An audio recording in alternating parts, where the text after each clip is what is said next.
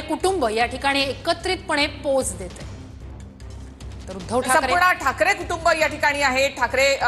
ठाकरेंची तिसरी पिढी सुद्धा या ठिकाणी, आदित्य ठाकरे, तेजस ठाकरे, अमित ठाकरे आणि ठाकरे कुटुंबाचा एकत्र फोटो या ठिकाणी वेगवेगळ्या कार्यक्रमांमधून आतापर्यंत पाहिलं असेल। मात्र आता आपण या ठिकाणी पाहतोय की राज ठाकरे, उद्धव ठाकरे यांनी एकत्रितपणे या ठिकाणी फोटो काढलेला आहे।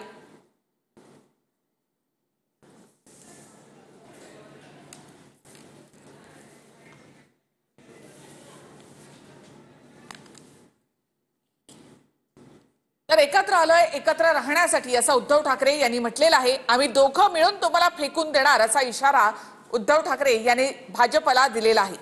तर ही एकजूट कायम राहावी असं राज ठाकरे यांनी म्हटलेलं आहे। तर तुमच्याकडे सत्ता असेल विधान भवनात, आमच्याकडे सत्ता आहे रस्त्यावर असं राज ठाकरे यांनी म्हटलेलं आहे। आणि आज मराठी म्हणून एकत्र आलात, आता जातीचं कार्ड खेळलं जाईल असं म्हणत राज ठाकरे यांनी मराठी माणसाला सावधही केलंय। त्याचबरोबर हिंदुत्व सोडलेलं नाही तर कडवट हिंदुत्ववादी आहोत असं देखील उद्धव ठाकरे यांनी या ठिकाणी म्हटलेलं आहे। तर मराठी माणूस, मराठी भाषा यावर तडजोड होणार नाही असं राज ठाकरे यांनी स्पष्ट केलं।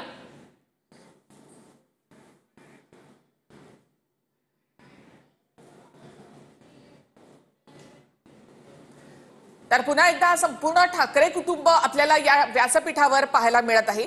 आतापर्यंत वेगवेगळ्या कार्यक्रमांच्या माध्यमातून ठाकरे कुटुंब एकत्र आलं, मात्र मीडिया समोर किंवा संपूर्ण महाराष्ट्रासमोर आम्ही पुन्हा एकत्र आहोत, एकजूट आहोत हे दाखवण्यासाठी म्हणून ठाकरे कुटुंब या व्यासपीठावर आलेलं आहे।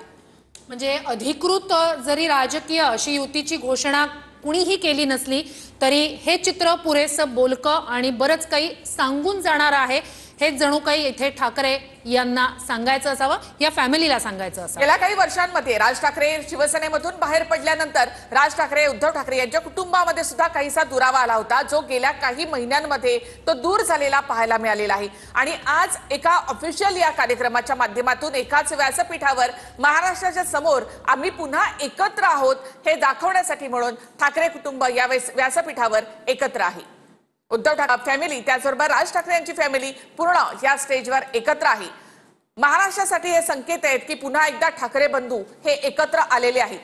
महापालिका किंवा इतर निवडणुकांच्या साठी युती होईल की नाही माहिती नाही, मात्र त्याचे संकेत उद्धव ठाकरे यांनी दिलेत। एकत्र राहू, आम्ही दोघे मिळून तुम्हाला फेकून देणार असं उद्धव ठाकरे यांनी म्हटलं। याचा अर्थ असा आहे की पुढच्या काही निवडणुकांमध्ये सुद्धा उद्धव आणि राज ठाकरे हे एकत्र निवडणुका लढू शकतात। बाळासाहेबांचं स्वप्न महाराष्ट्रासाठीचं जे होतं ते साकारूया असं राज ठाकरे यांनी भाषणाचा समारोप करताना म्हटलेलं होतं। आता हे बाळासाहेबांचं जे स्वप्न आहे